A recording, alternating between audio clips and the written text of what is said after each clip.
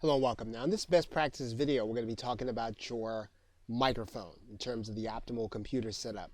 Now if there's any one discussion that you probably see amongst entrepreneurs and anyone who is doing anything online when it comes to multimedia, it's about finding the best mic for your recordings.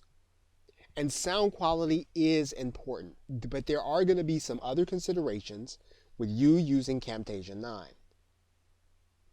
If you can have a place where you have absolute silence, any cardioid mic, such as the AT2020, the Blue Yeti, or any of those mics that are USB mics, they're going to produce great sound.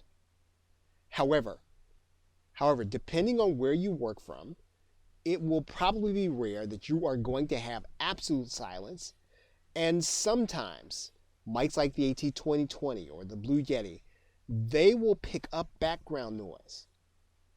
And it's for that reason that we're going to suggest an alternative, and that alternative is a headset.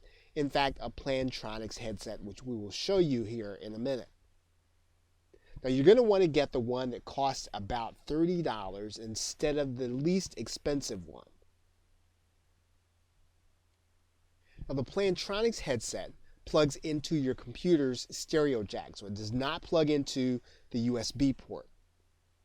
It basically means you are not going to be using a USB mic. And this is important because a USB mic will always take up processing resources while you record. And when you actually choose to appear in your video, whether or not you're the subject of that video or you're appearing off to the side, this one fact is going to be very important because screencasting software like Camtasia is going to be computer resource intensive. And that means then that your video is going to have latency mismatches where your video is doing one thing and your voice is doing another thing, and that happens often when you use USB microphones. Now a stereo mic avoids this problem.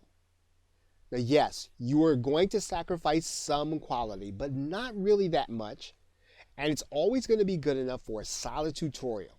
And the other thing that headsets like this do extremely well is noise cancellation, and will not require you to have absolute silence where you're recording from. Regardless of what kind of headset you purchase, make sure you get something that will help you to block out noise on your mic. And that'll also reduce pops in your recording.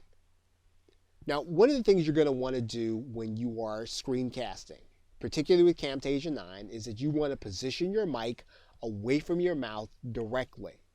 This is going to keep you from producing pops. Now let's take a look at the mic.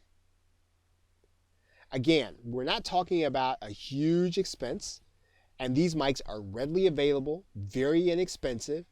And what you'll notice again is that these mics plug into the stereo jack. They do not plug into the USB jack.